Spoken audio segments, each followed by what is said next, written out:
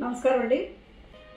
కూటమి ప్రభుత్వం వచ్చి ఏడాది గడుస్తున్న ఈ కాలంలో ప్రతి విషయంలోని ఏ ప్రజలకు న్యాయం చేయకపోగా స్కీముల పేరిట వీళ్ళు స్కాములే చేస్తున్నారు. ఇప్పుడు దాకా జగన్మోహన్ రెడ్డి గారిని పదే పదే విమర్శించిన ఈ కూటమి నాయకులు ఇప్పుడు అధికారంలోకి వచ్చిన తర్వాత చేస్తున్న పనులు ఏంటి?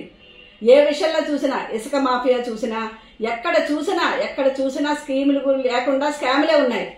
రాజధాని నిర్మాణంలో ఉన్నదానికంటే అంచనాలు మించి అవినీతి ఎంత జరుగుతుందో అక్కడ చూస్తున్నాం. ఏ విషయంలో చూసినా పారదర్శకత అన్నది ఎక్కడా కనబడదు. అదే జగన్మోహన్ రెడ్డి గారు పరిపాలనలో ప్రతి విషయంలో పారదర్శకత కనబడేది. తాజాగా విద్యుత్ కొనుగోలు విషయంలో వీళ్ళు చేసిన అన్యాయం గురించి చెప్పే ముందు జగన్ గారి ప్రభుత్వంలో వీళ్ళు ఎన్నో విమర్శలు అప్పుడు చేశారు. మొన్న ఎలక్షన్ ముందు జగన్ గారు సెకీతో ఒప్పందం చేసుకుని ₹2.49 విద్యుత్ కొనుగోలు చేసి 30 సంవత్సరాల పాటు తిరుగు లేకుండా 7 గంటల పాటు రైతులకి పగటిపూటే విద్యుత్ ఇవ్వడానికి ఒప్పందం కుదుర్చుకున్నారు. రైతులకు కానీ ప్రజలకు కానీ ఏ విధమైన ఇబ్బంది కలగకూడదని సెకీతో ఒప్పందం కేంద్ర ప్రభుత్వానికి అనుసంధానంగా ఒప్పందం చేసుకుంటే దాన్ని తప్పుబట్టి ఈ రోజు చంద్రబాబు నాయుడు గారు యాక్సిస్ ఇండియా ప్రైవేట్ లిమిటెడ్ అనే కంపెనీతో ఒప్పందం చేసుకుని ₹4.60 ఇది యూనిట్ కొంటున్నారు. అంటే దీని ద్వారా వీళ్ళు చేసే స్కామ్ ఎంత? దీని ద్వారా వీళ్ళు చేసే అవినీతి ఎంత?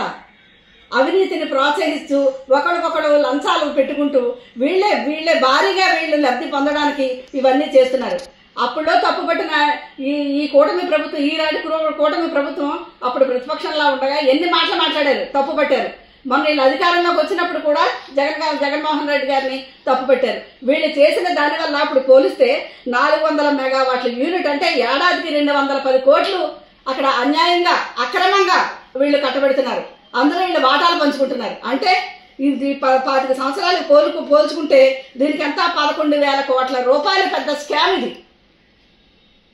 స్కీములు లేకపోగా ఇలాంటి స్కాములు చేస్తూ ఈ ప్రజల్ని ఇప్పటికే ₹15,000 కోట్ల రుణభారాన్ని ప్రజల నెత్తి మీద విద్యుత్ రుణభారాన్ని ఇప్పుడు పెట్టారు కూటమి ప్రభుత్వం, చంద్రబాబు నాయుడు గారు.